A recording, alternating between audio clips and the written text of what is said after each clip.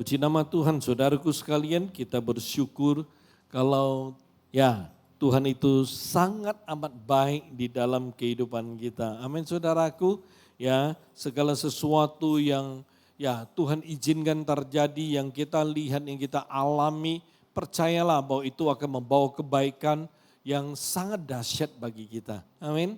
Nah saudaraku sekalian, kehidupan yang kita jalani hari ini itu tidak terluput saudaraku sekalian dari berbagai pergumulan yang dikarenakan masalah-masalah yang datang di berbagai segi kehidupan kita saudara. Harga minyak yang telah naik, saudaraku sekalian, itu jelas akan membawa dampak di banyak aspek hidup kita. Harga-harga makanan, kemudian juga mungkin pakaian, peralatan yang kita pakai, peralatan rumah tangga, perlengkapan sekolah dan lain sebagainya. Semuanya itu diperkirakan saudaraku sekalian akan mengalami kenaikan walau mungkin nilainya, angkanya itu bervariasi. Nah, saudaraku sekalian sebagai orang Kristen, bagaimana kita menyikapi kondisi yang terjadi pada hari ini itu sangat penting dan itu merupakan kekuatan kita dalam menjalani kita punya hidup sehari-hari. Saudaraku sekalian, apabila dengan kondisi yang sekarang ini lalu saudara menyikapinya secara negatif, artinya saudara ketakutan, saudara cemas, saudara panik, karena mungkin saudara membayangkan, waduh gimana kalau harga itu naik semuanya, waduh pokoknya segala sesuatu seolah-olah akan menjadi susah, sulit.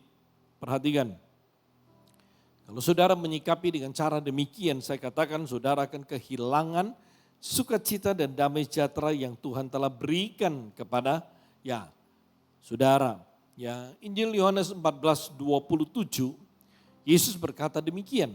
Yesus bilang bahwa damai sejahtera aku tinggalkan bagimu, damai sejahtera aku berikan kepadamu. Dan apa yang kuberikan tidak seperti yang diberikan oleh dunia kepadamu. Janganlah gelisah dan gentar hatimu. Perhatikan ini yang Yesus bilang yang dia berikan kepada kita. Dan menurut saya ini adalah hal yang terbaik. Damai sejahtera, sukacita ini hal yang terbaik. Amin saudaraku. Kenapa saya berkata demikian? Kalau saudara hari ini punya banyak duit. Saudara punya harta yang banyak, mobil yang banyak. Segala sesuatu banyak saudaraku sekalian. Tapi kalau tidak ada sukacita. Kalau dalam hidup saudara enggak ada damai gitu loh. Ada gunanya enggak? Enggak ada gunanya saudara. Karena saudara tidak bisa menikmati. Ketika saudara menikmati segala sesuatu, kalau tidak ada sukacita dan damai, enggak ada gunanya, enggak ada nilainya. Saudara makan, makanan yang mahal gitu loh. Satu meja anggap aja, captiau, captiau begitu punya hidangan. Kalau makannya enggak ada damai, kalau makannya enggak ada sukacita, saudara enggak menikmatinya juga. Amin saudaraku. Tapi apabila saudara makan dengan damai sukacita, makan nasi padang aja, nasi padang bungkus saja kalau makan dengan sukacitamu enak sekali saudara. Amin. Daripada saudara makan satu meja captiau tapi enggak ada sukacita, enggak enak rasanya. Enggak enak. Oleh sebab itu, saya katakan damai sejahtera itu penting, sukacita itu penting. Karena Yesus bilang begini, bahwa apa yang dia berikan beda sama yang dunia berikan. Yang Tuhan Yesus berikan kepada kita, dunia itu nggak bisa berikan. Saudaraku sekalian, dunia nggak bisa berikan. Karena itu mari, saudaraku sekalian, kita belajar apapun yang terjadi dalam hidup kita sikapi dengan benar. Amin. Nah hari ini saya mau mengajak saudara untuk melihat kehidupan seperti apa yang Tuhan ingin kita jalani sebagai anak-anaknya. Dengan kata lain sebagai anak Tuhan, itu Tuhan mau kita hidupnya seperti apa? Cara hidupnya seperti apa? Modal hidupnya, gaya hidupnya seperti apa? Ya, oleh sebab itu ini hal yang sangat penting. Ya, saudaraku sekalian, tema khotbah saya pagi ini adalah Tuhan menghendaki kita hidup dalam kemenangan. Ya, saudaraku sekalian, saat kita berbicara mengenai kemenangan, saya percaya itu menjadi keinginan setiap orang. Setiap orang ingin menang, ya, dalam hidupnya. Ya, artinya semua orang ingin, ya mungkin kita sebut kalau hidup dalam kemenangan, ya mungkin hidup dalam keberhasilan, kesuksesan dan lain sebagainya. Ya, saudara mungkin ingin bisa berhasil di usaha, ingin berhasil di karir, ingin berhasil di studi, ingin berhasil di dalam kehidupan saudara, dalam rumah tangga saudara, dan pernikahan saudara, dan lain sebagainya. Kita ingin berhasil, tetapi saudaraku sekalian pada kenyataan memberitahu kepada kita, enggak semua orang Kristen kok ya bisa hidup dalam kemenangan. Tidak semua orang Kristen hidup dalam keberhasilan. Oleh sebab itu mari saya mengajak saudara untuk mencoba melihat ya tentang hidup yang Tuhan inginkan. Tuhan mau kita hidup dalam kemenangan. Nah, bagaimana kita bisa hidup dalam kemenangan? Bagaimana kita bisa berjalan dalam kemenangan? Bagaimana kita mengerti untuk bisa berjalan dalam keberhasilan? Itu menjadi satu hal yang tidak bisa kita pungkirin. Itu menjadi keinginan semua orang. Amin. Ya, mari kita mulai dengan firman Tuhan terlebih dahulu, saudaraku sekalian. Kisah Rasul pasal yang ke-11 ayat yang ke-5 sampai dengan ke-10. Ya, nah, saudara mungkin boleh catat ayatnya, nanti bisa baca. Saya bacakan, lalu saudara boleh ikut baca dalam hati saudara. Ya, karena pada waktu kita membaca, ya, saudaraku sekalian, paling tidak itu akan tertanam di dalam hati kita. Oke, kita mulai dengan kelima. Aku sedang berdoa di kota Yope, tiba-tiba rohku diliputi kuasa ilahi dan aku melihat suatu penglihatan. Suatu benda berbentuk kain lebar yang bergantung pada keempat sudutnya diturunkan dari langit sampai di depanku. Aku menatapnya dan di dalamnya aku lihat segala jenis binatang berkaki 4 dan binatang liar dan binatang menjalar dan burung-burung. Lalu aku mendengar suara berkata kepadaku, bangunlah hai Petrus, sembelilah dan makanlah. Tetapi aku berkata, tidak Tuhan, tidak. Sebab belum pernah sesuatu yang haram dan yang tidak tahir masuk ke dalam mulutku. Akan tetapi untuk kedua kalinya suara dari sorga berkata kepadaku, apa yang dinyatakan halal oleh Allah tidak boleh engkau nyatakan haram. Saudara garis bawahi, hal itu terjadi sampai 3 kali lalu semuanya ditarik kembali ke langit. Artinya apa saudaraku? Artinya Tuhan ngomong sampai 3 kali. Ya, apa yang dinyatakan halal oleh Allah tidak boleh engkau nyatakan haram sampai 3 kali. Nah saudaraku sekalian, kita tahu bahwa apabila sesuatu kalimat kata, sesuatu hal yang diulang sampai 3 kali, itu artinya apa? Artinya yang penting. Artinya ya harus diperhatikan, harus diingat. Jadi Tuhan ngomong apa yang dinyatakan halal oleh Allah tidak boleh engkau nyatakan haram. Saudaraku sekalian, ayat-ayat yang kita baca di atas itu merupakan sebuah penglihatan yang Petrus dapatkan ketika ia sedang berdoa. Saudara perhatikan, ya. Di sini kita menemukan sebuah kebenaran bahwa waktu kita berdoa, waktu saudara sungguh-sungguh berdoa, waktu saudara rajin berdoa, perhatikan, Tuhan itu bisa menyatakan dirinya, Tuhan bisa menyatakan sesuatu, Tuhan bisa kasih tahu sesuatu, Tuhan bisa jelaskan sesuatu melalui doa kita. Oleh sebab itu saudaraku sekalian, harus sungguh-sungguh berdoa. Ya, jangan sampai kita doa pada waktu kita punya kebutuhan, doa waktu kita punya kesulitan, doa waktu kita punya pergumulan, doa ketika kita menginginkan sesuatu. Jangan. Ya, mari kita belajar berdoa setiap hari dengan sungguh-sungguh. Ya, karena saudara pasti akan ngalami, saudara pasti akan lihat Ya, Tuhan itu datang, Tuhan itu menyatakan diri, Tuhan menyatakan sesuatu, bahkan Tuhan memberikan kita janji semuanya melalui doa, sat-sat doa. Karena itu jangan sampai kita lalai berdoa, jangan sampai kita abai dalam berdoa saudara. Ya, kalau saudara jarang berdoa, nggak heran saudara nggak tahu apa-apa, nggak dapat apa-apa, nggak ngerti apa-apa, nggak dengar apa-apa dari Tuhan. Ya, karena pada umumnya Tuhan menyatakan sesuatu melalui doa. Kecuali sesekali mungkin Tuhan bisa menyatakan diri secara audible. Tiba-tiba sudah dengar suara Tuhan ngomong sesuatu. Itu secara audible saudaraku. Bisa. Tapi pada umumnya menurut riset orang tuh mengalami pernyataan Tuhan ketika mereka sedang berdoa. Tiba-tiba mereka merasa Tuhan ngomong di hati. Tiba-tiba menggerakkan dia dan lain sebagainya. Jelas. Oleh sebab itu saudaraku sekalian. Waktu Petrus berdoa perhatikan. Ya, dia bilang apa? Tuhan menyatakan, Tuhan memberikan dia sebuah penglihatan. Dia melihat sebuah penglihatan. Ya, dia melihat sebuah penglihatan. Ya, jadi saudaraku sekalian dalam penglihatan tersebut sebenarnya Tuhan kasih tahu Petrus bahwa keselamatan di dalam dia itu bukan hanya untuk orang Yahudi, itu bukan saja untuk atau milik orang Yahudi. Ya, Tuhan kasih tahu Petrus bahwa keselamatan daripada dia juga untuk bangsa-bangsa di luar Yahudi. Ya, singkat cerita setelah Petrus mendapat penglihatan tersebut, Tuhan kasih dia penjelasan, maka pada saat itu dia berangkat ke Kaisarea dan di Kaisarea dia memenangkan Kornelius sekeluarga. Kornelius adalah seorang perwira Romawi atau centurion yang waktu itu dia adalah orang kafir. Ya, jadi saudaraku sekalian, ya itu yang sungguh-sungguh luar biasa ya Tuhan lakukan. Nah saudaraku sekalian, perhatikan ya kita kembali kepada ayat ke-9. Firman Tuhan bilang begini, apa yang dinyatakan halal oleh Allah tidak boleh engkau menyatakan haram.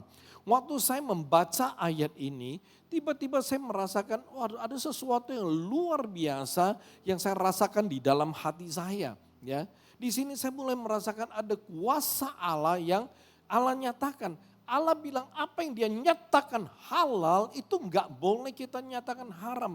Saudaraku sekalian pada waktu saya merasa ini ayat seolah-olah berbicara kepada saya berdoa sama Tuhan. Saya bilang Tuhan apa sih yang Tuhan ingin sampaikan? Ya, khususnya ya karena kita selalu berdoa minggu ya apa yang Tuhan mau sampaikan. Dan saat itu saya merasa sangat jelas ya Tuhan berbicara kepada saya dua hal. Ya Tuhan bilang dia pingin supaya anak-anaknya itu bisa selalu berjalan dalam kemenangan. Oleh sebab itu ketika saya berdoa, saya merenungkan ini, saya membaca ini beberapa kali. Ya mungkin 7 sampai 8 kali, bahkan ada yang saya bacanya pelan-pelan satu kata, saya mencoba untuk meresapi, merenungi sambil saya rindu Tuhan itu memberikan saya sesuatu. Dan saudaraku sekalian, ayat ini akan menjadi dasar ya, dasar kita melihat cara hidup berkemenangan yang Tuhan Yesus mau dari kita. Ya, cara ya untuk hidup dalam kemenangan. Ada dua cara ya dan ini sederhana sekali dan saya rindu kita memperoleh sebuah kekuatan ya pengertian melalui hal ini. Yang pertama adalah ya cara pertama untuk hidup ya berkemenangan dalam Tuhan adalah jangan membatasi Tuhan. Jangan membatasi Tuhan. Saudaraku sekalian, ya mungkin saudara berkata, mana mungkin ya membatasi Tuhan, mana bisa aku membatasi Tuhan, mana berani aku membatasi Tuhan, mana bisa. Ya, saudaraku sekalian, saya percaya kita memang tidak akan berani, kita tidak akan mampu untuk membatasi Tuhan di dalam kehidupan kita. Tetapi saudaraku sekalian, nanti saya akan kasih, ya saya akan perlihatkan beberapa hal yang kita pakai kata kunci tanpa sadar. Tanpa sadar kita ini membatasi Tuhan. Tanpa sadar kita ini ya tidak melibatkan Tuhan dalam banyak hal. Kita mulai saudaraku sekalian, jangan membatasi Tuhan. Apa artinya jangan membatasi Tuhan? Secara gamblang saudaraku sekalian saya berikan definisinya untuk memudahkan kita mencerna apa yang maksud dengan jangan membatasi Tuhan. Ya, jangan membatasi Tuhan artinya Kita harus percaya penuh pada kuasa Tuhan yang tak terbatas. Serta tidak ragu sedikit pun terhadap apa yang Tuhan bisa perbuat bagi kita di dalam berbagai situasi kondisi. Jadi ketika Tuhan melakukan sesuatu kepada kita, perhatikan ya, itu tidak situasional saudaraku. Artinya, situasi ini Tuhan bisa tolong, situasi itu Tuhan nggak bisa tolong. Enggak saudaraku, ya enggak begitu. Ya, juga tidak kondisional. Kalau yang itu mah Tuhan pasti bisa buka jalan. Tapi kalau yang kondisi seperti ini, aduh Tuhan gak bisa. Oke, saudaraku sekalian, jangan membatasi Tuhan. Itu berbicara dengan sangat amat jelas dan tegas bahwa kita ini mesti percaya penuh pada kuasa Tuhan yang tidak terbatas. Banyak orang Kristen tahu bahwa kuasa Tuhan tidak terbatas, tapi berapa banyak dari kita yang sanggup percaya penuh, percaya dengan sungguh-sungguh bahwa kuasa Tuhan itu yang tak terbatas memang luar biasa. Berapa banyak dari kita yang benar-benar bisa tidak ragu sedikit pun terhadap apa yang Tuhan bisa perbuat bagi kita. Karena saudaraku sekalian, banyak dari kita kadang-kadang jujur kita akan ragu gitu loh. Kira-kira Tuhan mau gak? Kira-kira Tuhan bisa gak? Pada waktu kita berbicara jangan membatasi Tuhan. Ini berarti bahwa kita harus benar-benar bisa melepaskan semua keraguan, semua ketakutan. Kita benar bisa menghapus, membuang semua pikiran kita yang menganggap mustahil bagi Tuhan untuk menolong dan membantu kita yang sedang punya pergumulan. Saya tidak tahu apakah saudara pernah punya pengalaman ketika tiba-tiba saudara ragu, lalu saudara takut dan saudara punya pikiran, ya menganggap mustahil, nggak bisa, nggak mungkin. Tuhan menolong atau Tuhan membantu saya yang sedang dalam pergumulan berat, sedang dalam masalah berat, sedang dalam tekanan berat, sedang dalam beban berat. Perhatikan, ini harus kita buang. Kalau kita berbicara jangan membatasi Tuhan, maka keraguan, maka ketakutan, maka pikiran ini harus kita buang. Pikiran-pikiran yang negatif, pikiran-pikiran yang modelnya tidak percaya itu harus kita buang. Sebagai orang Kristen, saudaraku sekalian, sebagai orang percaya, kita seringkali membatasi kuasa Tuhan dalam hidup kita, membatasi kuasanya yang tak terbatas tanpa kita sadari. Artinya saudara nggak sadar, saudara tuh membatasi kuasa Tuhan. Seperti yang saya katakan, secara iman kita tahu bahwa Tuhan itu maha kuasa. Ini secara iman. Ya, saya percaya setiap saudara tahu Tuhan itu maha kuasa. Ya, tetapi pada kenyataannya saudaraku sekalian dalam kehidupan kita sehari-hari, kita selalu membatasi kuasa Tuhan, ya, dengan tidak sepenuhnya melibatkan Tuhan dalam berbagai aspek kehidupan kita. Misalnya seperti ini. Berapa banyak dari saudara yang setiap pagi saudara sungguh-sungguh datang lalu berdoa pada Tuhan, lalu saudara menyerahkan aktivitas sepanjang hari saudara atau menyerahkan semua kesibukan saudara sepanjang hari kepada Tuhan. Berapa banyak dari kita yang sungguh-sungguh ya sebelum kita start, sebelum kita mulai semua aktivitas kita, kita datang pada Tuhan dan kita bilang sama Tuhan, Tuhan ini loh, ya ini loh, ya aku serahkan semua aktivitas, semua rencana, semua planning, semua yang saya mau lakukan sepanjang hari. Ya, seberapa banyak kita yang berdoa, Tuhan saya serahkan pertemuan saya jam segini dan ini, saya serahkan ya saya punya mungkin ya pembicaraan, rapat, meeting saya dengan ya, klien, dengan customer, dengan apa. Saudaraku sekalian, seberapa banyak kita yang pagi-pagi kita mulai datang kepada Tuhan dan kita menyerahkannya dalam doa kepada Tuhan. Berapa banyak, berapa sering kita melakukan. Saudaraku sekalian, perhatikan. Ya. Ini yang saya katakan tanpa disadari.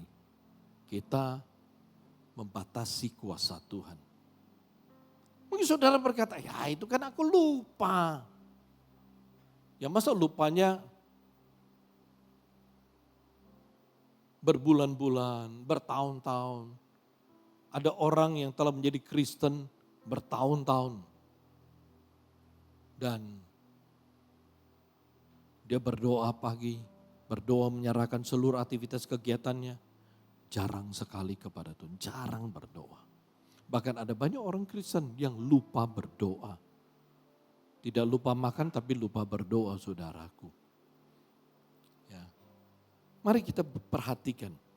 Ini ya adalah sebuah tindakan yang tidak disadari, tapi prakteknya kita sedang membatasi kuasa Tuhan dalam hidup kita. Contoh yang lain, saudaraku sekalian, seberapa banyak dari saudara, ya waktu saudara mau ambil keputusan, make a decision, untuk join bisnis, atau mau mulai usaha, atau saudara mau kuliah kemana, mau kuliah apa, atau saudara mau cari pacar, cari pasangan hidup, saudara berdoa dan berserah pada Tuhan, menyerahkannya pada Tuhan. Seberapa banyak dari saudara yang melakukan? Ya. Datang pada Tuhan dan berdoa, Tuhan aku pengen join bisnis dengan si A, si B, si C. Tanya Tuhan boleh enggak?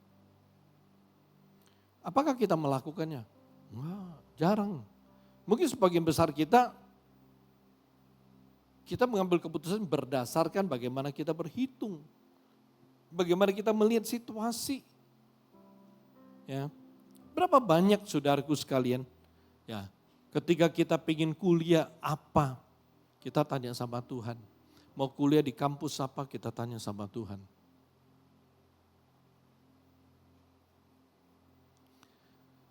Saudaraku sekalian, atau waktu saudara mau cari pasangan hidup, berapa banyak dari saudara berdoa? Ya, supaya Tuhan memberikan seorang pasangan hidup yang bisa beribadah sama-sama, mengasihi Tuhan, melayani Tuhan sama-sama. Ya, berapa banyak dari saudara yang berdoa menyerahkannya kepada Tuhan? Saudaraku sekalian, ya, kalau saudara memang tidak melakukannya, saudara tidak membawanya dalam doa, perhatikan ini adalah sebuah tindakan yang tidak disadari, tapi kembali prakteknya itu saudara sedang membatasi kuasa Tuhan dalam hidup saudara. Ada satu orang saudaraku sekalian, dia melihat sebuah rumah, dia pengen beli. Ya, waktu dia pengen beli itu rumah, dia udah urus semuanya. Ya, dia lihat, dia cocok, lalu developer kasih tahu, oh di sini ya katanya ya Bapak bisa KPR, ada bank ini, ada bank ini, ada bank ini. Lalu dia memilih satu bank dan dia mulai ya dihubungi oleh ya bank tersebut. Oh kok mau ke KPR, ya ini nih syaratnya nih. Oke, kalau udah selesai tolong serahkan ya. Lalu dia kemudian komplitin, dia siapin semua data dokumen yang dibutuhkan. Dan tidak begitu lama dapat email, KPR saudara sudah disetujui oleh bank. Masuk proses berikutnya saudaraku, ya karena KPR-nya di atas 5 tahun perlu asuransi. Ya, dan kemudian orang asuransi sudah hubungi dia, verifikasi dan semuanya lancar. Ketika tinggal bayar, ya bayaran pertama, ya bayar provisi, bayar asuransi, bayar admin dan lain sebagainya. Tiba-tiba orang itu merasa gak sejahtera. Ya, awal-awalnya mah tenang-tenang sejahtera aja. Ya, dan waktu dia urus, tanda kutip seolah-olah Tuhan menyertai. KPR keluar dengan baik walaupun ya biasa-biasa aja orangnya. Semua lancar, lewat semua. Kelihatan segala sesuatu berlancar. Tapi ketika dia tiba-tiba merasa enggak sejahtera, dia doa tanya Tuhan. Begitu dapat konfirmasi dari Tuhan, dia pastikan lalu dia cari seniornya dan minta tolong bantu tanya Tuhan. Setelah itu dia punya senior bilang, Tuhan bilang enggak loh, gue dapatnya enggak. Kamu dapatnya apa? Enggak juga. Lalu saudaraku sekalian, akhirnya karena Tuhan bilang tidak, padahal semuanya sudah oke, tinggal bayar. Ya. Dan dia juga berhitung bahwa setiap bulan bayar mah oke aja. Tapi ketika Tuhan bilang tidak, lalu dia kasih tahu kepada developer, kasih tahu pada orang KPR, maaf karena ada hal tertentu begini-begini, maka saya batal. Ya, saya batal. Lalu apa yang terjadi? Ya, batal. Tanda jadi batal, nggak bisa kembali, nggak apa-apa. Yang penting ikut Tuhan. Saudaraku sekali, bersyukur. Ya, kalau ini ada contoh bagaimana melibatkan Tuhan. Walaupun secara manusia kelihatan lancar, harusnya kita bisa berasumsi Tuhan beserta karena lancar semua. Tapi ketika hatinya tiba-tiba tidak sejahtera, dia tanya Tuhan lalu dia taat. Tuhan bilang enggak. Dan dia enggak. Ya, kenapa? Tuhan pasti tahu kalau dia ngotot lanjutkan mungkin akan ada sesuatu yang dia alami. Tapi karena dia taat, dia aman. Saudaraku sekalian, oleh sebab itu mari. Dalam kehidupan kita belajar. Baik perkara besar ataupun perkara kecil. Ya, jangan kita batasi Tuhan, kita libatkan Tuhan. Ya, pada waktu saudara melibatkan Tuhan, ketika Tuhan campur tangan, maka Tuhan akan luputkan kita dari banyak masalah. Ya, Tuhan akan luputkan kita dari banyak ancaman yang kita enggak tahu atau yang tidak terduga. Ya, mari kita belajar saudaraku sekalian ya, supaya kita bisa benar-benar berjalan dengan tanpa membatasi Tuhan di dalam kehidupan kita. Nah, saudaraku sekalian, mungkin saudara bertanya, membatasi Tuhan, bagaimana caranya? Saya membatasi Tuhan, sama saya tahu Tuhan itu Maha Kuasa, saya percaya pada Tuhan dan lain sebagainya. Saudaraku sekalian, bagaimana kita membatasi Tuhan? Jawabannya satu aja saudara. Ya, jawabannya adalah ketidakpercayaan. Ya. Ketidakpercayaan itu merupakan faktor utama yang tidak disadari oleh banyak orang kalau mereka itu sedang membatasi Tuhan, saudaraku. Perhatikan, ya, Yesus melakukan banyak mujizat ketika dia start pelayanannya. Dia melakukan banyak mujizat-mujizat, bahkan mujizat-mujizat yang besar yang tidak pernah dilihat oleh mata manusia. Ya, lumpuh berjalan, buta bisu berbicara, mati dibangkitkan. Yesus lakukan banyak mujizat. Ya, di banyak tempat, tetapi ada satu tempat, ada satu kota yang di sana Yesus gak bisa melakukan mujizat-mujizat besar. Alkitab berkata di tempat tersebut, di kota tersebut, Yesus hanya melakukan sedikit mujizat dan itu mujizat biasa-biasa, demam disembuhkan dan lain sebagainya. Beda dengan tempat lain. Ya. Kenapa di kota tersebut Yesus gak bisa melakukan mujizat? Kota itu adalah kota Nazaret, saudaraku. Ya. Kenapa di kota Nazaret Yesus gak bisa menyatakan kuasanya luar biasa? Karena di kota tersebut orang-orang Nazaret tidak percaya Yesus adalah anak Allah. Ya. Ketika melihat Yesus datang, mereka berkata, bukankah itu anak tukang kayu? Bukankah itu anak Yusuf? Mana mungkin dia punya kuasa yang besar, mana mungkin dia bisa melakukan mujizat yang diceritakan oleh orang-orang. Saudaraku sekalian, di dalam Injil Matius 13 ayat ke-58, firman Tuhan bilang begini, dan karena ketidakpercayaan mereka, tidak banyak mujizat diadakannya di situ. Ya. Karena ketidakpercayaan mereka, tidak banyak mujizat diadakan di situ. Saya balikin Tuhan. Saudaraku sekalian, hari ini dalam kehidupan kita jarang melihat mujizat dalam hidup kita. Mungkin karena kita tidak percaya. Saudara berkata, oh enggak, saya mah percaya. Percaya plus.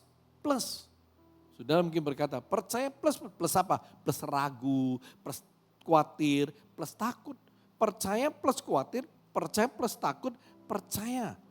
Ya, plus bimbang, ya nggak bisa. Kalau namanya percaya mutlak, itu kata mutlak loh saudaraku. Percaya artinya memang percaya 100%, bukan 99,999, enggak. Kalau percaya itu mutlak 100%. Ya. Jadi kalau saudara percaya pada Tuhan, percaya Yesus punya kuasa luar biasa, maka artinya apa? Enggak ada plusnya. Enggak perlu plus. Plus khawatir, plus takut, plus bimbang, plus ragu. Enggak ada plusnya saudaraku. Oke? Jadi kita perlu mengerti. Oleh sebab itu di Nazaret Yesus tidak bisa melakukan banyak mujizat karena mereka enggak percaya. Saat saudara mulai tidak percaya bahwa Yesus sanggup menolong kesulitan saudara, memulihkan keadaan saudara, bahkan menyembuhkan sakit saudara, maka saudara telah membatasi Tuhan. Ketidakpercayaan itu menghentikan kuasa Tuhan atas hidup kita. Ketika saudara mulai tidak percaya Tuhan itu bisa menyembuhkan saudara, kuasa Tuhan berhenti saat itu juga. Oleh sebab itu sakit saudara enggak sembuh-sembuh. Ketika saudara tidak percaya ya bahwa ya, Tuhan itu sanggup memulihkan keuangan saudara, saat itu kuasa Tuhan berhenti. Bukan masalah saudara yang sangat besar. Bukan sakit penyakit saudara yang sudah tidak ada obatnya. Bukan semuanya itu. Bukan itu yang membuat kuasa Tuhan terhenti. Ketidakpercayaan kita itulah yang membuat kuasa Tuhan tidak bisa bekerja. Stop. Nggak jalan dalam kehidupan kita. Ya, ketidakpercayaan kita membuat kuasa Tuhan itu tidak pernah hadir, tidak bisa hadir di dalam kehidupan kita. Bukan karena kuasa Tuhan terbatas, bukan karena kuasa Tuhan itu sudah kekuatannya tidak ada. Sehingga tidak bisa melakukan, tidak bisa memutar balikan keadaan kita. Bukan, tetapi karena ketidakpercayaan kita itu yang membuat kuasa Tuhan jadi terhenti. Gak bisa melakukan apa-apa. Ketidakpercayaan kita itu mengikat kuasa Tuhan saudara. Saya rindu saudara mengerti.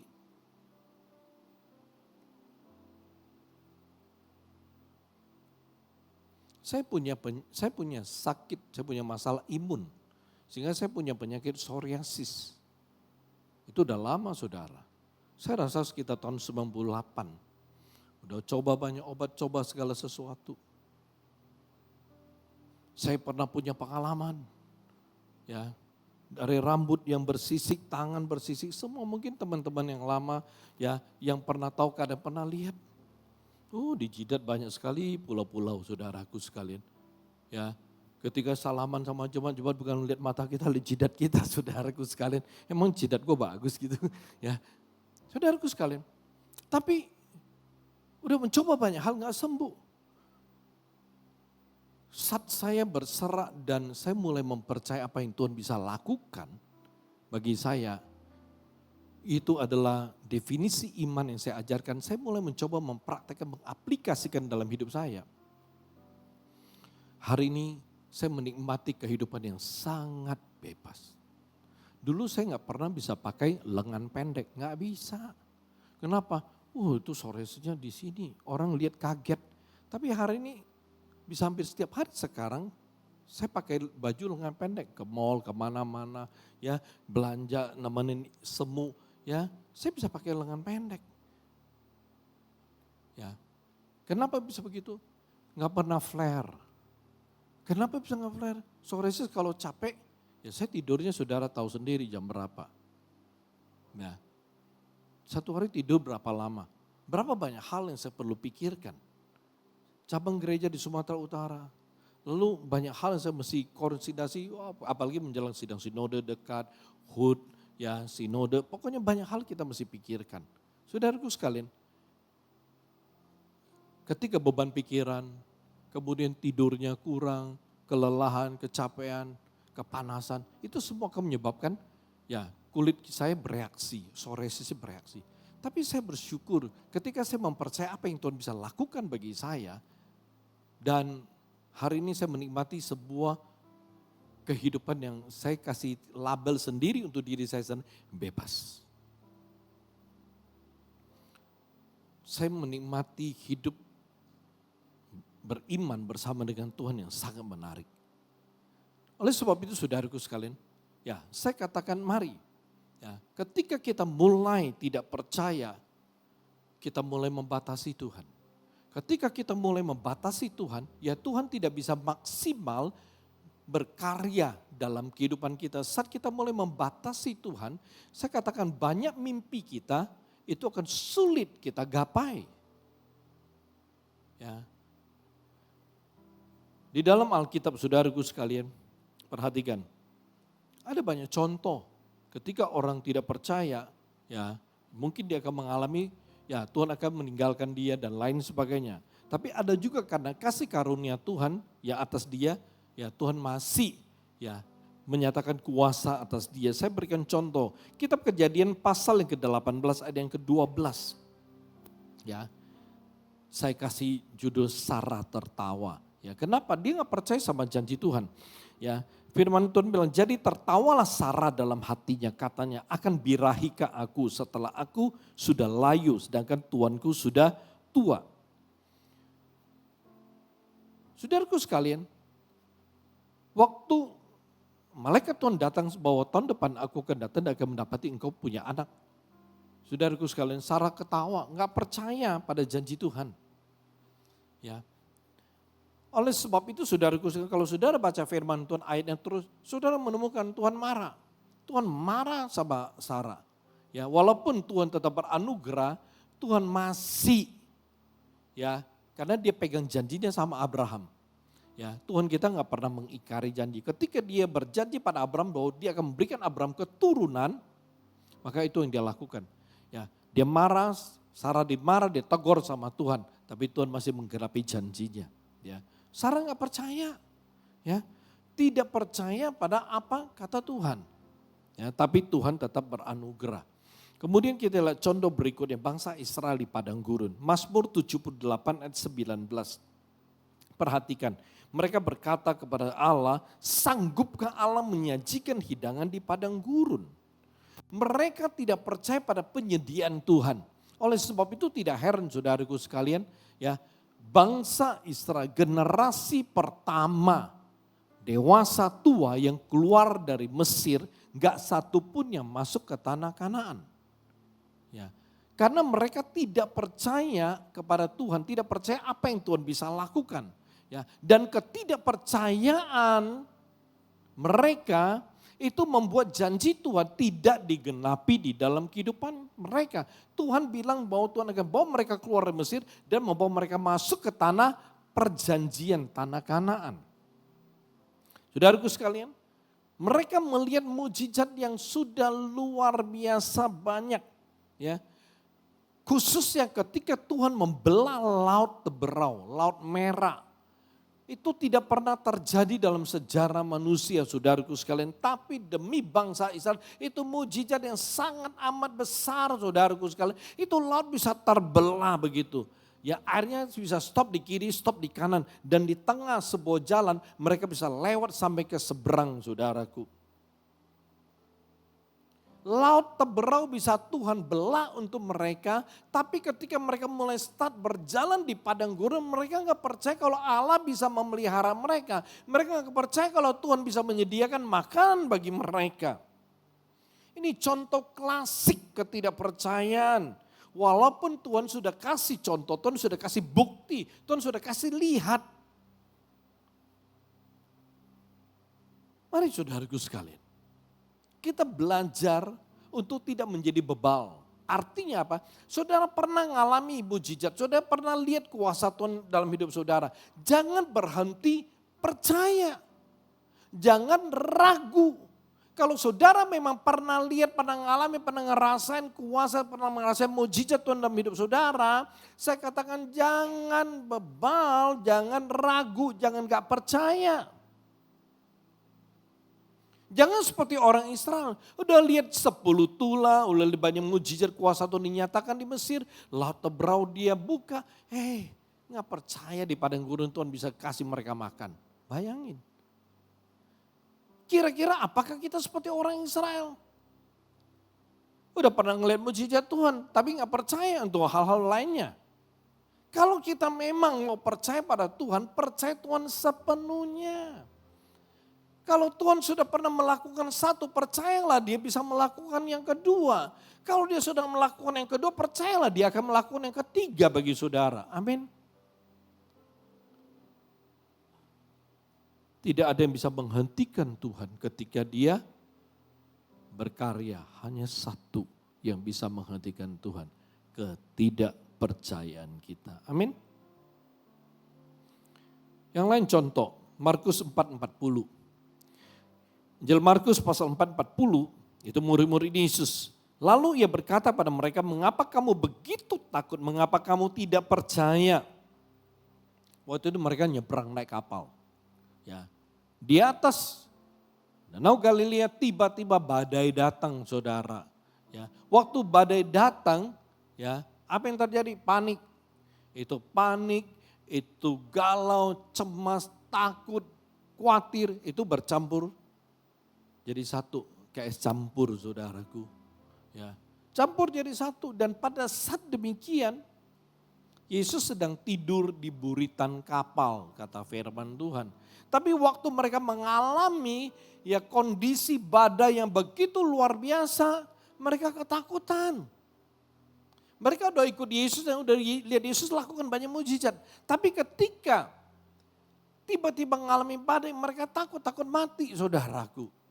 Ya, mereka pernah lihat Yesus bangkitkan orang mati, mereka pernah lihat, tapi waktu mengalami situasi kondisi yang mematikan, mereka takut mati saudaraku. Padahal ada Tuhan yang membangkitkan orang mati bersama mereka. Yesus bangun, lalu Yesus marah dan berkata, mengapa kamu begitu takut, mengapa kamu tidak percaya? Yesus bangun bukan karena badai, tapi karena dibangunkan oleh murid-muridnya, saudaraku. Panik mereka bangun, Sus bangun Sus, mau mati kita katanya. Saudaraku sekalian, Yesus bilang, mengapa kamu begitu takut? Mengapa kamu tidak percaya? Tuhan berkasih karunia. Sayangnya sebenarnya pada waktu itu, muridnya bisa mengalami damai sejahtera yang Tuhan berikan. Muridnya mungkin bisa mengalami sesuatu yang luar biasa. Artinya apa? Wah itu pengalaman yang luar biasa. Badai dua, kapalnya mungkin udah dibanting-banting tapi mereka bisa tenang-tenang aja. Kalau itu terjadi, saya percaya itu akan menjadi pengalaman hidup yang luar biasa bagi mereka. Ya. Tapi ketika mereka meresponi keadaan mereka dengan panik, cemas, galau, takut, khawatir, bimbang. Saudara, mereka nggak bisa ngerasain damai sejahtera. Walau bersama Yesus yang memberikan damai sejahtera, tapi mereka nggak bisa ngerasain. Itu yang di awal saya katakan. Ya, saudaraku sekalian, kita punya Yesus. Bahkan Yesus berkata, damai sejahtera-Ku kuberikan, ku tinggalkan bagimu. Artinya dalam hidup kita sudah ada damai sejahtera Tuhan akan berikan. Tapi ketika kita menyikapi situasi kondisi hidup kita dengan cara yang salah, ya dengan sikap yang salah, ya itu damai sejahtera nggak bisa kita rasakan, hilang saudaraku. Ya, ketika kita mulai takut, bimbang, khawatir, cemas, galau, itu yang menghapus, itu yang meniadakan damai sejahtera, sukacita dalam hidup kita. Oleh sebab itu saudaraku sekalian,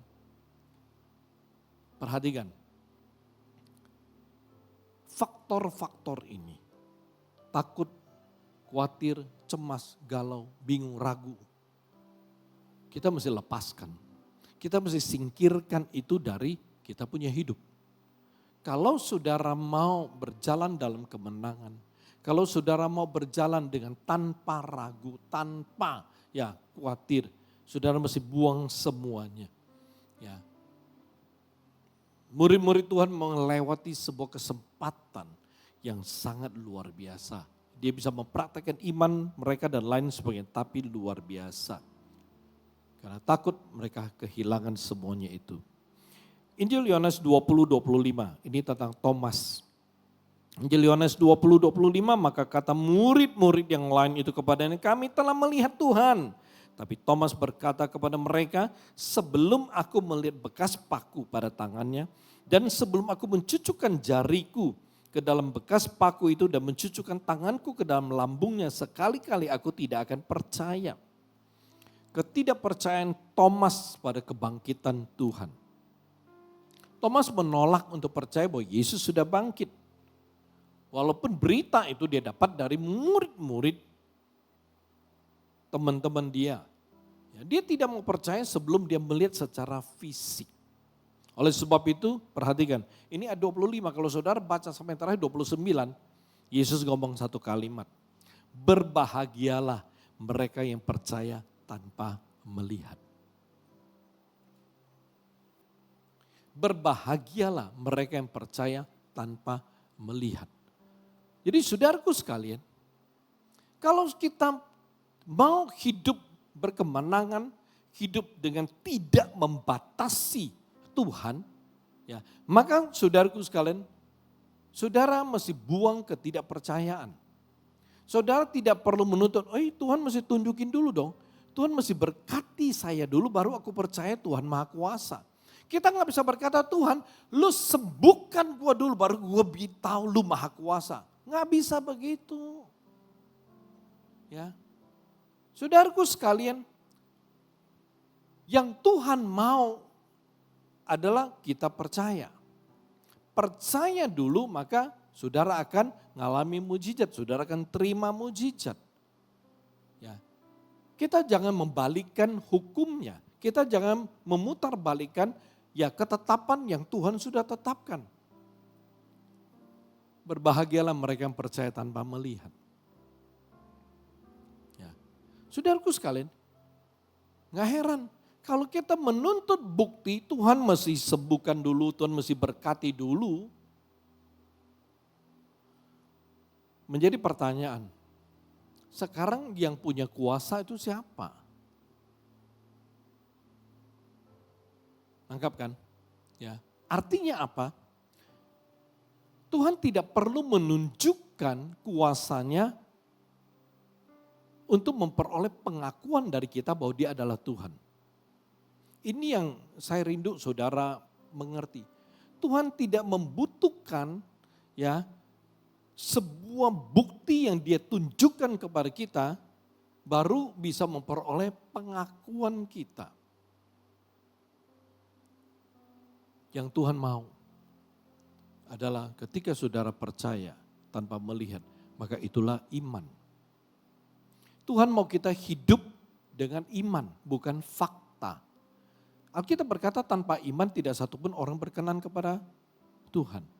Oleh sebab itu, ketika kita hidup di hadapan Tuhan, kita hidup bersama dengan Tuhan, Tuhan mau kita punya iman. Yaitu percaya tanpa melihat. Percaya dia sanggup, percaya dia mampu, percaya dia bisa. Walau kita belum terima kuasanya, belum ngerasain kuasanya, tapi kita percaya bahwa dia itu bisa. Bukan setelah ngerasain baru percaya. Bukan begitu sistemnya. Itu bukan sistem iman saudaraku. Ya, itu bukan iman. Tuhan mau kita hidup dengan iman. Dalam kehidupan kita sebenarnya kita telah hidup dalam sebuah bentuk gambaran iman sebenarnya. Contoh, saudara beli makan, saudara beli makanan, yang gampang, yang sederhana, saudara beli nasi padang bungkus, isinya sayur, ada kuah, saudara bilang oke lah ayam goreng atau rendang, udah teng. Waktu saudara beli, begitu saudara grab atau apa, sampai saudara buka, saudara makan. Betul nggak? Kan begitu. Kita pesan makanan sampai kita makan. Ada nggak ketika saudara pesan makanan, sebelum pesan saudara tanya, Mas, ini daging ayam bakar, itu ayamnya ayam hidup atau mati ya? Sehat atau sakit ya? Divaksin enggak ya? Ya. Lalu atau potongnya gimana ya? Bulunya dicabut bersih enggak ya? Lengkap kan? Terus saudara tanya, waktu dibakar, bakarnya pakai apa? Bersih enggak ya? Arangnya, macam-macam saudara tanya. Lalu nasinya, ya berasnya dari mana ya? Waktu sebelum masak dicuci dengan bersih enggak ya? Sayurnya waktu beli dari siapa ya? Lalu dibersih enggak? Pasir ada enggak? Ulat ada enggak? Periksa dulu enggak? Saudaraku sekalian, sebelum beli saudara nanya semua ini ke restoran, saya percaya teleponnya ditutup saudara. Dan yang karyawan restoran bilang begini, aduh hari ini benar-benar hari yang enggak baik, tidak menyenangkan. Aku ketemu orang gila. Lengkap kan saudara? Kita beli makanan, kita makan. Itu gambaran hidup yang kita percaya pada restoran itu. Lengkap. Kalau kita hidup di hadapan Tuhan sebagai anak Tuhan, kita mesti hidup dengan iman. Percaya Tuhan bisa, Tuhan mampu, Tuhan mau. Percaya aja. Kita gak perlu tanya, oh Tuhan, gue percaya lu Allah yang maha kuasa. Tapi besok saya punya sakit mesti sembuh dulu. Kalau besok saya benar-benar sembuh 100%, saya pergi ngecek semua pada dokter bilang saya sembuh total, saya percaya engkau sungguh-sungguh Allah yang maha kuasa. Kalau sikap kita seperti ini, itu sikap orang tidak beriman. Kalau orang tidak punya iman, Anda sulit mengalami kuasa Tuhan dalam hidup saudara. Amin. Ya, jangan seperti Thomas. Ya, lihat dulu baru percaya. Enggak. Itu bukan gaya hidup kita, itu hidup yang membatasi Tuhan. Ya, oleh sebab itu kita mesti belajar hidup percaya. Kalau Tuhan berkata bisa, mampu, sanggup, maka saudara jangan berpikir dan berkata sebaliknya. Kalau Tuhan berkata kepada saudara bahwa dia bisa, dia mampu, dia sanggup melepaskan saudara dari masalah keuangan, maka saudara percaya aja. Kalau Tuhan berkata dia bisa, dia mampu, dia sanggup untuk memajukan usaha saudara, maka saudara percaya saja. Kalau Tuhan berkata dia bisa, dia mampu, dia sanggup membuat karir saudara terus naik, maka saudara percaya saja. Kalau Tuhan berkata dia bisa, dia mampu, dia sanggup untuk memulihkan pernikahan kalian, saudara percaya saja. Atau bahkan ketika Tuhan berkata dia bisa, dia mampu, dia sanggup untuk menyembuhkan sakit saudara. Walau vonis dokter berkata ini sakit nggak bisa disembuhkan, walaupun ya dokter berkata tidak ada obatnya dan lain sebagainya, saudara hanya perlu percaya saja kalau Tuhan ngomong dia sanggup. Statement, ya ini saya percaya akan menjadi hal yang sangat indah. Jangan membatasi kuasa Tuhan melalui ketidakpercayaan saudara terhadap apa yang Tuhan bisa, mampu dan sanggup lakukan bagi saudara. Ya, ini statement yang saya buat dan saya berharap bisa menjadi berkat bagi saudara, memudahkan saudara. Ya, jangan membatasi kuasa Tuhan melalui ketidakpercayaan saudara terhadap apa yang Tuhan bisa, mampu dan sanggup lakukan bagi saudara. Cara untuk hidup berkemenangan di dalam Tuhan yang kedua. Ya, yang kedua. Jangan memakai pengertian sendiri. Oke. Jangan memakai pengertian sendiri. Kita kembali kepada Kisah Rasul 11 ayat 9. Apa yang dinyatakan halal oleh Allah tidak boleh engkau nyatakan haram. Lalu saya tambahkan Amsal 3 ayat yang kelima. Amsal 3 ayat kelima firman Tuhan bilang begini, percayalah kepada Tuhan dengan segenap hatimu, yaitu seluruh hatimu, dan janganlah bersandar kepada pengertianmu sendiri. Ini ayat jelas sekali. Okay? Nah, saat kita berbicara mengenai pengertian sendiri, apa yang dimaksud dengan pengertian sendiri saudaraku sekalian? Pengertian sendiri itu artinya bahwa kita itu bertindak menurut atau kita bertindak berdasarkan logika dan penalaran kita sendiri. Ini yang dimaksud dengan pengertian sendiri. bertindak berdasarkan kita punya logika dan penalaran sendiri. Saudaraku sekalian, banyak orang Kristen, saya sebut kepo, ya. Mereka suka memakai logika, pikiran, nalar mereka sendiri ketika menilai sebuah situasi. Misalnya, saya akan pakai 3 kata ya, yang mungkin saya bisa kasih penjelasan nanti, saya kasih kalimat pertama menurut saya. Oke, ingat konteksnya pengertian sendiri ya.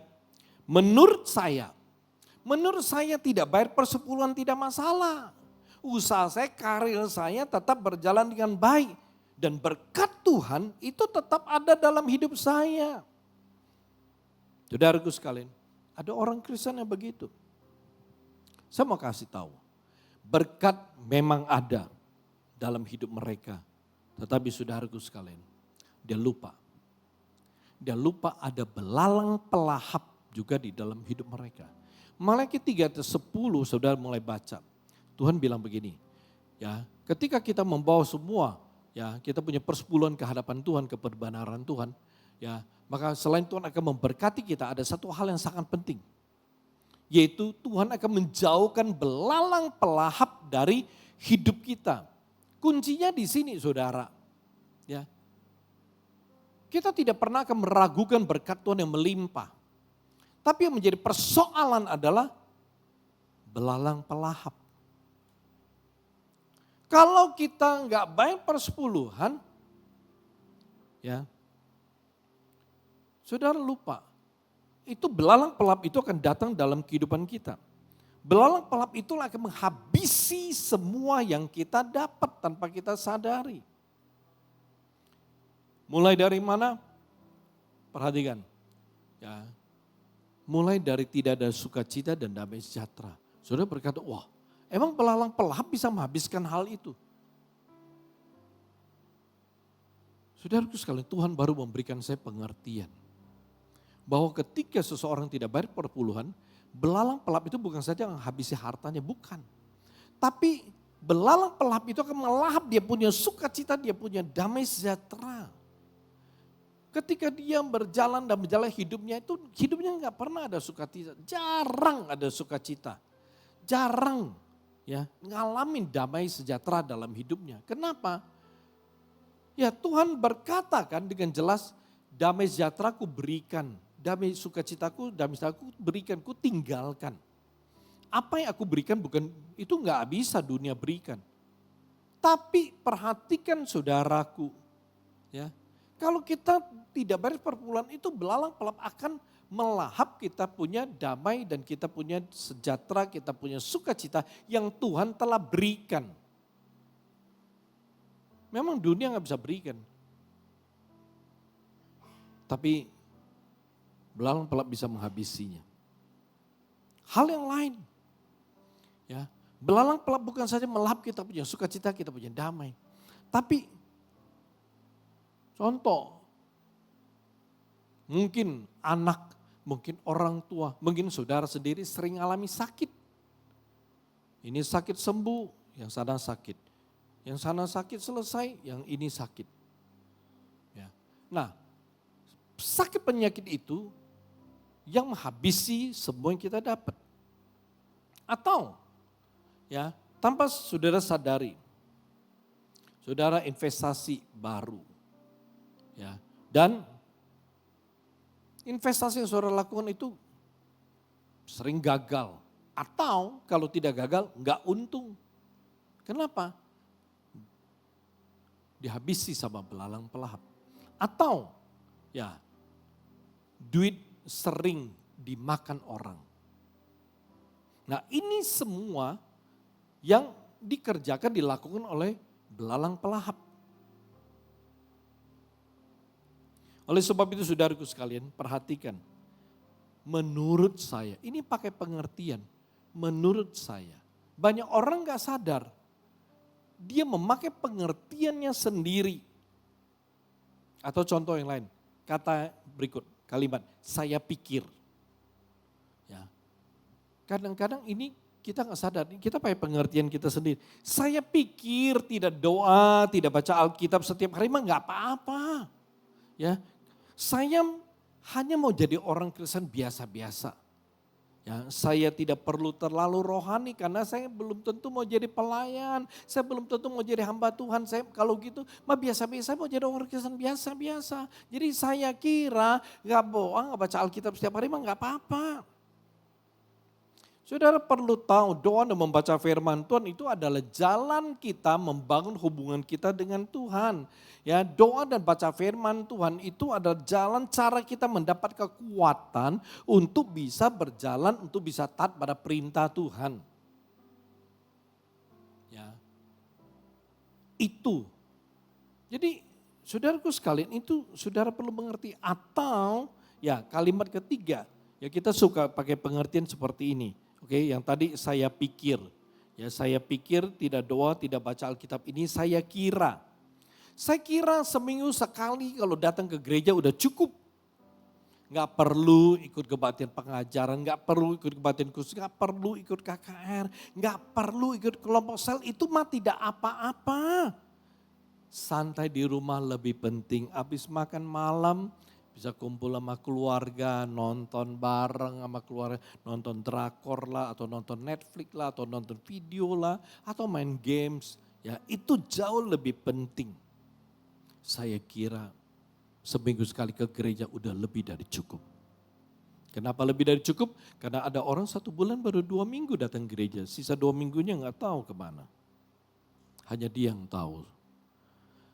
Perhatikan saudaraku, mengikuti berbagai kebaktian itu adalah sarana untuk menambah wawasan kita terhadap kebenaran firman Tuhan. Itu akan membantu kerohanian kita bertumbuh semakin dewasa. Perhatikan saudaraku sekalian, dewasa rohani itu berhubungan dengan bagaimana Tuhan percaya kepada kita. Ya, bagaimana Tuhan itu ya memberi kepercayaan kepada kita. Makin kita dewasa rohani, Tuhan akan makin memberi kepercayaan kita atas berkatnya, atas kuasanya dalam kehidupan kita. Ya, jadi ini yang perlu saudara ngerti. Misalnya begini saudara, saudara punya anak umur ya 3, 4 atau 5 tahun, masih kecil. Ya, lalu saudara kasih dia main apa? Cutter. Saudara kasih dia main apa? Ya mungkin pisau, saudara kasih dia main jarum dan lain sebagainya. Ya saudara berkata nggak apa-apa tuh. Bebas-bebas aja namanya alat untuk dia mau main, yang dia suka main biarin. Ketika anak kita masih kecil, ya kita kasih dia main cutter, kita kasih dia main pisau, gunting, jarum dan lain sebagainya. Itu bukan saja akan melukai dirinya sendiri, itu akan merusak yang lain dan juga mungkin akan melukai orang lain. Kenapa? Karena dia masih kecil, belum mengerti bahaya. Saudara, kalau saudara punya rohani belum dewasa, begitu saudara diberkati luar biasa sama Tuhan, apa yang terjadi? Yang terjadi saudara lupa diri sama lupa Tuhan saudara. Karena rohani belum dewasa, tiba-tiba diberkati. Udah sibuk lah. Sibuk invest, sibuk ini, sibuk itu, sibuk kesana kemari, lupa ibadah, lupa sama Tuhan. Nangkap kan? Oleh sebab itu kedewasaan rohani itu berhubungan dengan bagaimana Tuhan memberi kepercayaan kepada kita. Mempercayakan kepada kita kuasa, kemuliaan, berkat. Nah saudaraku sekalian perhatikan. Ya, menurut saya pikir, saya kira itu semua adalah bentuk ya yang memakai pengertian sendiri ketika kita harus mengambil keputusan ya untuk melakukan sesuatu. Saya berikan 2 contoh di dalam Alkitab saudaraku. Yang memakai pengertian sendiri, ya, Sarai atau Sarah. Dalam Kejadian 15 ayat 5, ya, dan Kejadian 18:10 itu adalah janji Tuhan kepada Abraham. Saya bacakan ya Kejadian 15 ayat 5, lalu Tuhan membawa Abraham keluar serta berfirman, coba lihat ke langit, hitunglah bintang-bintang, jika engkau dapat menghitungnya maka firmannya kepadanya, demikianlah banyaknya nanti keturunanmu. Ayat ke-18:10, dan firmannya sesungguhnya aku akan kembali tahun depan mendapatkan engkau pada waktu itu setelah Sarah istrimu akan mempunyai seorang anak laki-laki dan Sarah mendengarkan dari pintu kemah yang di belakangnya. Dengan jelas 2 kali Tuhan itu menjanjikan Abraham akan punya keturunan. Tapi kalau kita lihat minimal ada 3 kali. Kali pertama adalah dalam Kejadian pasal 12 1-3. Waktu Tuhan memanggil Abraham, Tuhan bilang apa? Aku akan menjadikan engkau bangsa yang besar. Ya, tetapi ya di 2 ayat ini Tuhan bilang langsung bahwa Abraham akan punya anak. Ya, Tuhan jelas memberikan janji kepada Abraham dan Sarah bahwa mereka bakalan punya keturunan yang sangat amat banyak bahkan tidak terhitung. Tapi perhatikan ya, karena ragu dan memakai logikanya sendiri, memakai nalarnya sendiri ketika melihat keadaannya, Sarah yang waktu itu bernama Sarai itu akhirnya apa? Dia memberikan Hagar pembantunya kepada Abraham untuk menjadi istrinya dan meminta Abraham menghampiri Hagar. Karena dia berpikir, biarkanlah Hagar ini melahirkan anak untuk kita. Kitab Kejadian pasal 16 ayat 2 dan 3. Berkatalah Sarai kepada Abraham, engkau tahu Tuhan tidak memberi aku melahirkan anak. Karena itu baiklah hampirilah hambaku itu. Mungkin oleh dialah aku dapat memperoleh seorang anak. Dan Abraham mendengarkan perkataan Sarai. Jadi Sarai istri Abraham itu mengambil Hagar hambanya orang Mesir itu. Yakni ketika Abraham telah 10 tahun tinggal di tanah Kanan. Lalu memberikannya kepada Abraham suaminya untuk menjadi istrinya. Ini masalahnya. Ya. Karena pakai pengertian sendiri. Hanya Sarai mengambil keputusan dengan melupakan janji Tuhan. Dengan ragu, dengan tidak percaya pada janji Tuhan. Tuhan kasih dia janji yang luar biasa. Bakalan lu punya anak. Apalagi janji yang terakhir. Tahun depan aku kembali dan akan mendapatkan engkau punya seorang anak laki-laki. Tapi Sarah nggak percaya saudara. Ya, dia pakai pengertiannya sendiri. Lalu dia bilang, udah Abraham, ini gue kasihlah pembantuku. Siapa tahu dari dia kita bisa dapat anak. Saudaraku sekalian, gara-gara Sarah pakai pengertiannya sendiri. Hari ini saudaraku sekalian, ya keturunan Sarah, Ishak, keturunan Hagar, Ismail. Mereka berdua punya keturunan sampai hari ini terus berperang, terus bertentangan satu sama lain. Gara-gara pakai pengertian sendiri, akibatnya luar biasa. Oleh sebab itu saudaraku sekalian, kenapa kita perlu hati-hati jangan pakai pengertian sendiri. Karena akibatnya tuh luar biasa. Ya. Kalau saudara pakai pengertian sendiri, ya jelas saudara sulit untuk melihat kuasa Tuhan. Melihat berkat Tuhan, melihat kemuliaan Tuhan gak bisa. Ya, karena saudara pakai logika. Itu saudara mulai bertindak dengan cara saudara. Beda kalau saudara bergantung pada Tuhan, bersandar pada Tuhan dan membiarkan Tuhan bertindak menurut cara Tuhan.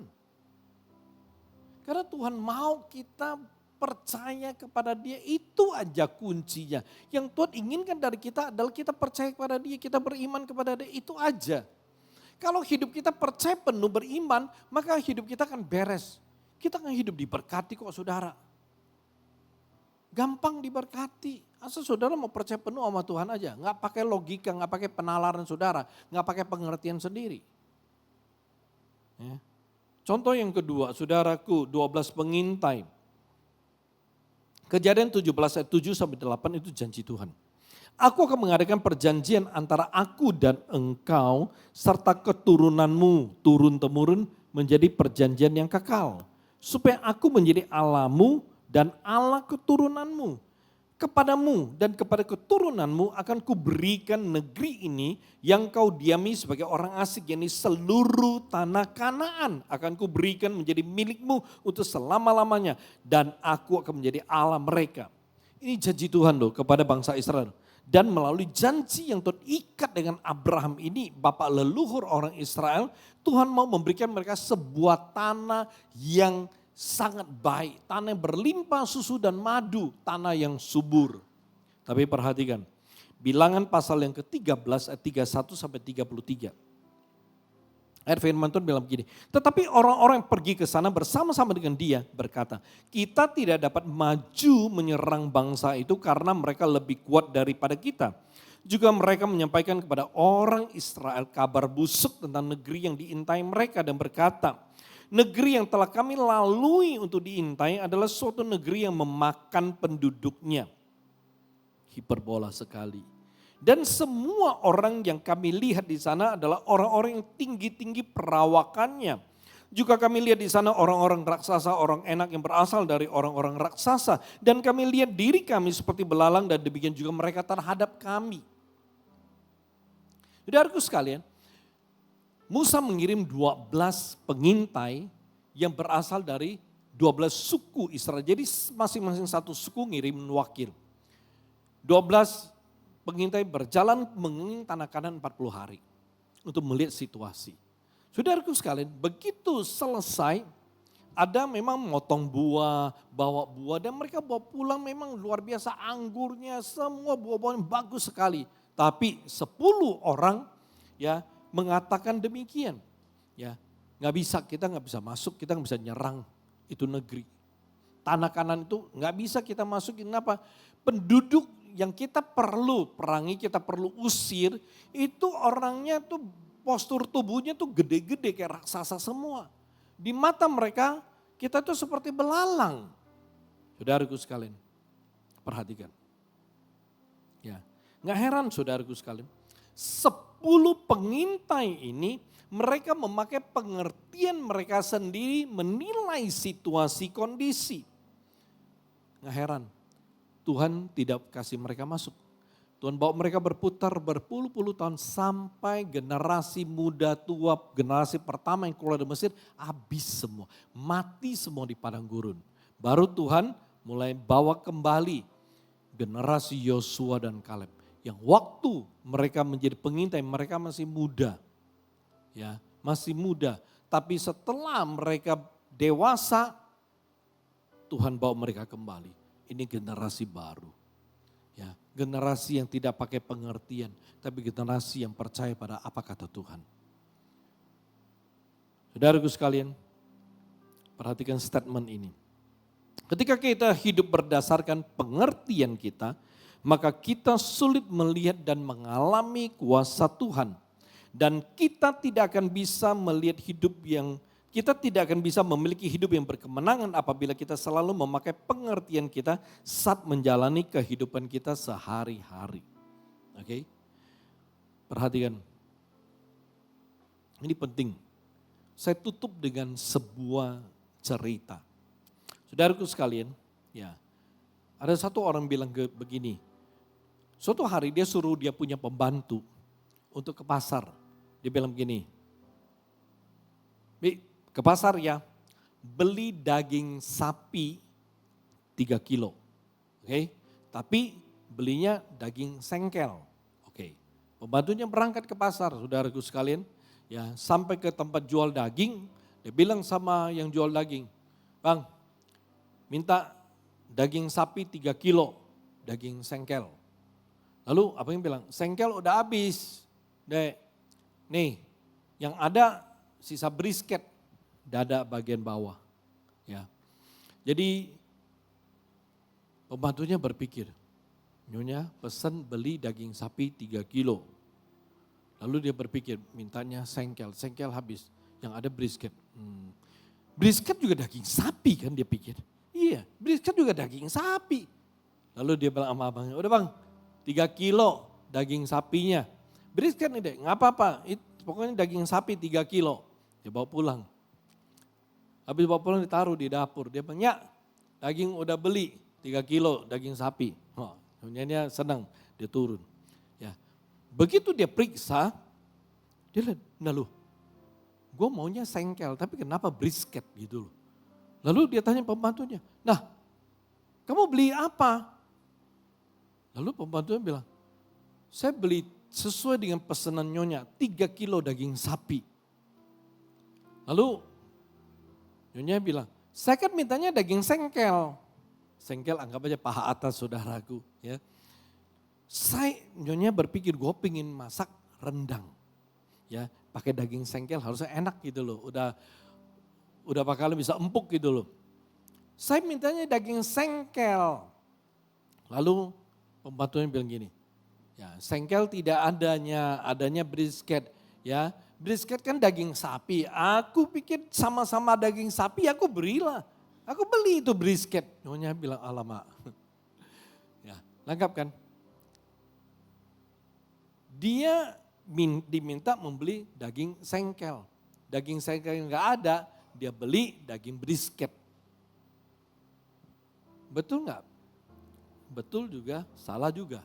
Ya, ada betul, ada salah juga. Ya. Salahnya kadang dia memakai pengertian sendiri. Kalau dia tahu nyonya mintanya sengkel, kalau sengkel tidak ada ya jangan beli. Coba dia hubungi nyonyanya dulu, tanya dulu, betul nggak? Tapi tanpa tanya dia pakai pengertian sendiri. Udah brisket juga daging sapi, sama-sama daging sapi, apa salahnya? Nangkap kan? Saudaraku sekalian, sama Sarai juga begitu. Waduh Tuhan janji-janji, gue mah udah tua. Ya, udah siapa tahu melalui pembantu gue, ya dia melahirkan anak untuk kami. Pakai pengertian sendiri. 12 pengintai, nggak bisa Tuhan bilang mau kasih kita tuh tanah, tapi lihat aja lawan kita mah nggak masuk akal, badannya posturnya gede-gede. Pakai pengertian. Saudaraku sekalian, kalau kita memakai pengertian kita tidak pernah bisa mencerna kuasa Tuhan. Kita nggak pernah bisa ngerti apa yang disebut dengan kuasa Tuhan. Kenapa? Karena pakai pengertian kita sendiri. Pengertian kita manusia terbatas. Kita tidak pernah bisa mengerti firman Tuhan dengan sesungguh-sungguhnya, dengan sepenuhnya, nggak bisa. Terlalu dalam. Karena firman itu apa? Pikiranku, ya, jalanku, semuanya di atas jalan kita. Jadi ketika kita mulai memakai pengertian kita untuk mencoba mengerti cara Tuhan, mengerti kuasa Tuhan, mengerti kemuliaan Tuhan, nggak bisa, nggak bakalan ngerti. Ya, akhirnya ujung-ujung kita capek sendiri. Ya, akhirnya ujungnya kita jadi kebingungan dan nggak tahu mesti bagaimana percaya. Karena kita nggak bisa mengerti. Akhirnya kita memutuskan nggak mau percaya karena nggak ngerti. Kita perlu sadar firman Tuhan sudah ngomong dengan sangat jelas, jalanmu bukan jalanku. Lebih tinggi jalanku daripada jalanmu, rancangan bukan rancanganku. Semuanya itu memberitahu kepada kita bahwa kita pakai pengertian kita nggak bakalan bisa mengerti segala sesuatu yang berasal dari Tuhan. Yang Tuhan mau dari kita bukan mencoba mengerti apa yang Tuhan bisa lakukan. Yang Tuhan mau dari kita adalah percaya apa yang dia bisa lakukan. Amin saudaraku. Kalau kita mau yang berjalan dalam hidup yang berkemenangan, maka saudara jangan pakai pengertian saudara. Jangan membatasi Tuhan. Dua hal ini kalau saudara bisa praktekkan dalam hidup saudara, saudara akan berjalan dalam kemenangan, hidup berkemenangan setiap hari. Bukan 3 bulan, 6 bulan, bukan setahun sekali. Bukan, tapi setiap hari. Amin. Kita tundukkan kepala saudaraku.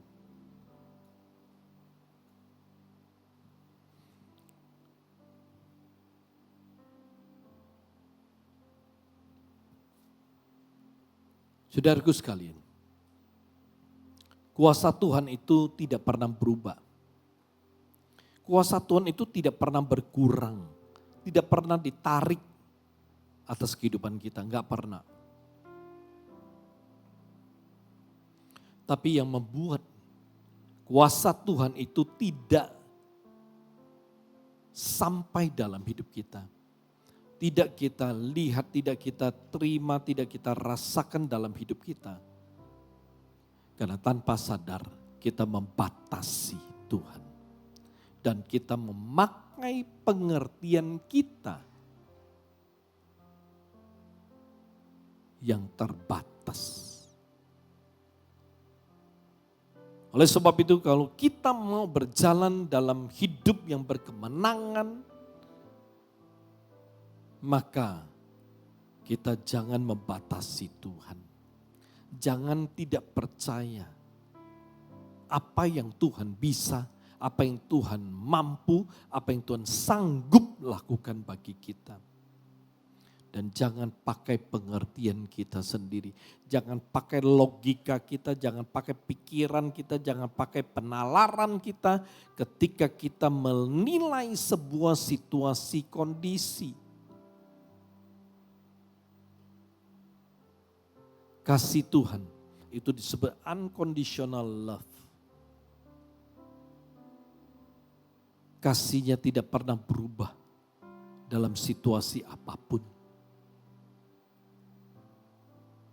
Ketika kita salah, ketika kita berdosa, Tuhan tetap mengasihi kita. Dan Dia mau memulihkan keadaan kita, memberkati kita kembali saat kita mau sungguh-sungguh bertobat kembali kepada Dia. Kuasa Tuhan itu tidak pernah berkurang sedikit pun. Asal kita tetap percaya, sungguh-sungguh percaya tanpa ragu sedikit pun terhadap kuasanya, terhadap apa yang bisa Dia lakukan bagi kita. Renungkan. Saudaraku sekalian, saat ini saya mengajak saudara untuk mengalami kuasa Tuhan. Saya mau berdoa bagi saudara. Ya, tapi saudara mesti datang kepada Tuhan dengan percaya. Jangan pakai pikiran, jangan pakai logika, tapi percaya. Jangan batasi Tuhan, jangan pakai pengertian sendiri. Saya mau berdoa bagi saudara. Kalau saudara punya pergumulan, saudara punya masalah, saudara punya beban berat, apapun itu. Dalam hal keuangan, dalam hal usaha pekerjaan, dalam hal karir, dalam hal pernikahan, dalam hal masa depan, apapun pergumulan saudara. Ya, kalau saudara rindu untuk melihat kuasa Tuhan, taruh tangan kiri saudara di dada, tangan kanan angkat kepada Tuhan. Kalau saudara punya sakit penyakit, apapun kata dokter, mari saudara harus percaya. Kalau saudara percaya Tuhan bisa, Tuhan mampu, Tuhan sanggup untuk menyembuhkan saudara, taruh tangan kiri saudara di tempat yang sakit. Tangan kanan saudara angkat kepada Tuhan. Haleluya Jesus. Datang dengan percaya. Percaya. Sungguh-sungguh percaya. Tuhan bisa, Tuhan mampu, Tuhan sanggup.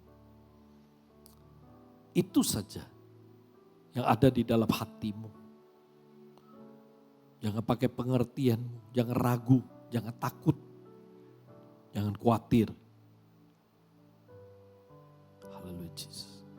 Ketika Tuhan Yesus berkata tidak ada yang mustahil bagi Allah, maka tidak ada satupun yang Tuhan tidak bisa lakukan bagi saudara.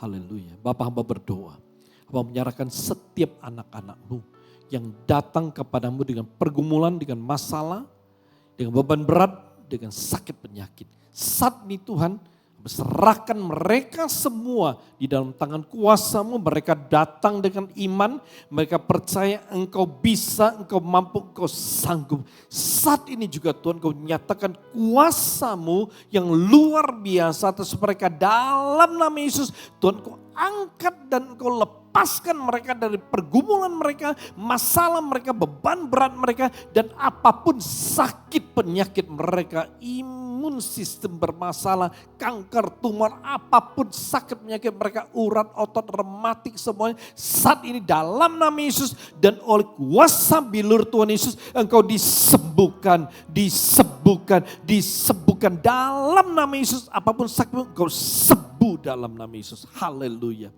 Glory Jesus.